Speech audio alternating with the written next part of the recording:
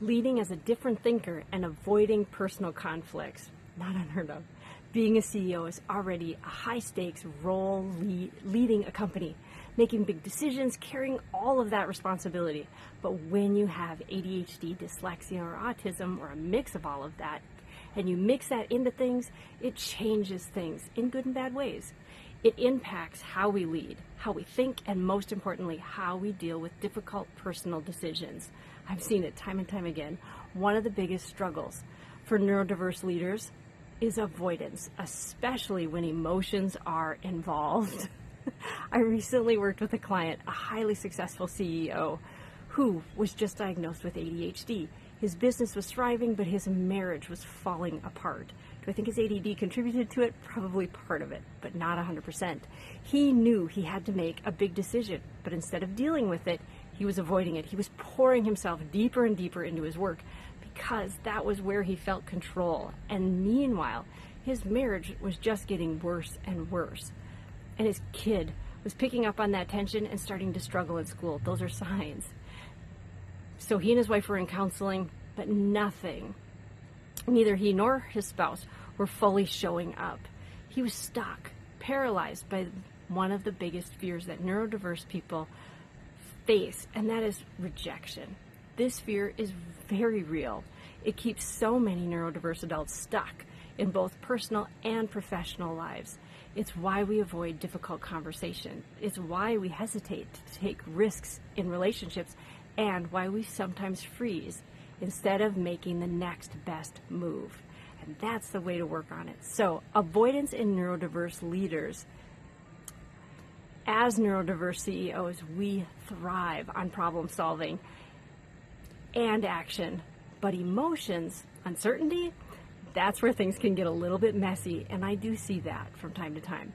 When we face decisions where rejection or failure is a possibility, we avoid. We're classic for it. We go instead to work. We focus on work because in work we know what we're doing. We know how to succeed. In our personal life, the fear of failing feels overwhelming. And here's the problem. Avoidance doesn't make the problem go away. And I know you know this. It only makes it worse. So how do you move forward? How do you change some of that? So if you recognize yourself in some parts of this story, here's how you break that cycle.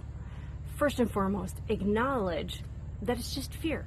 You can say it out loud randomly, say it, write it down on a piece of paper. I'm avoiding this because I'm afraid of rejection. I'm avoiding this because it's scary. Just naming it takes away some of its power.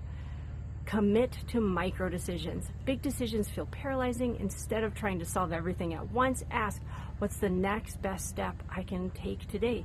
In our situation, he could start showing up for the counseling sessions authentic and honest. Number 3, recognize your avoidance patterns. If you find yourself working longer hours, chasing new projects, or feeling emotionally checked out, pause and ask, what am I running from? There's something in there that you should maybe look at more.